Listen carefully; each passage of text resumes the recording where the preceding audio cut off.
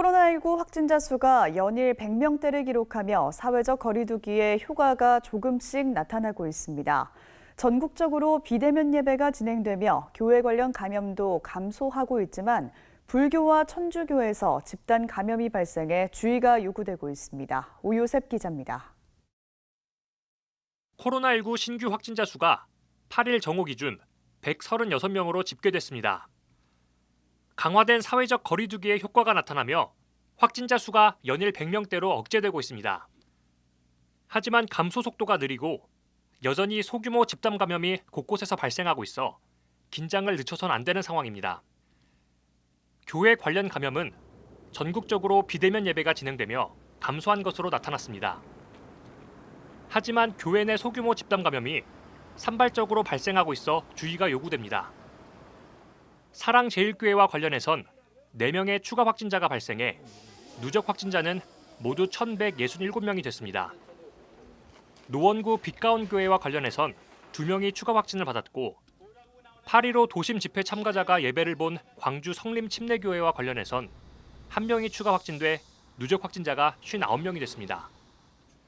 이런 가운데 사랑제일교회와 관련한 코로나19 검사 대상자 중 14% 정도는 아직도 검사를 받지 않은 것으로 나타났습니다. 검사자 중 양성 판정 비율이 14.3%에 이르기 때문에 미검사자로 인한 확산 우려가 큰 상황입니다.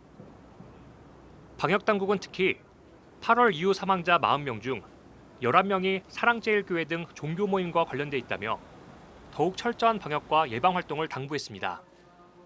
한편 개신교뿐만 아니라 불교와 천주교 종교시설에서도 집단 감염이 발생해 예배와 법회, 미사 등 종교 활동에 대한 주의가 더욱 요구되고 있습니다. 서울시는 불교의 한 종파로 알려진 1년 정종의 서울 포교소와 은평구 수색성당에서 집단 감염이 발생했다며 법회나 미사에 대해서도 대면을 금지하도록 건의할 계획이라고 밝혔습니다.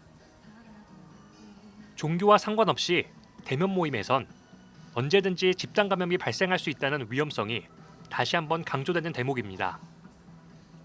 방역당국은 거리 두기를 완화했다가 다시 큰 어려움을 겪고 있는 외국 사례를 보듯 여전히 방심해선 안 되는 상황이라며 조금 더 안전한 상황이 될 때까지 방역 노력에 최선을 다해달라고 당부했습니다. 올해 추석에 한해서는 예년의 명절 풍경과는 많이 다를 것입니다. 개개인의 안전, 더욱이 고위험군의 감염 예방을 위해서 안전을 우선에 두는 방역의 연장선상이 되어야 하겠습니다. 동시에 방역당국은 이번 주를 기점으로 코로나19가 확실한 감소세를 보일 것으로 희망하고 있다며 거리 두기에 동참해준 국민들의 강한 연대와 협력에 고마움을 전했습니다. CBS 뉴스 오요셉입니다.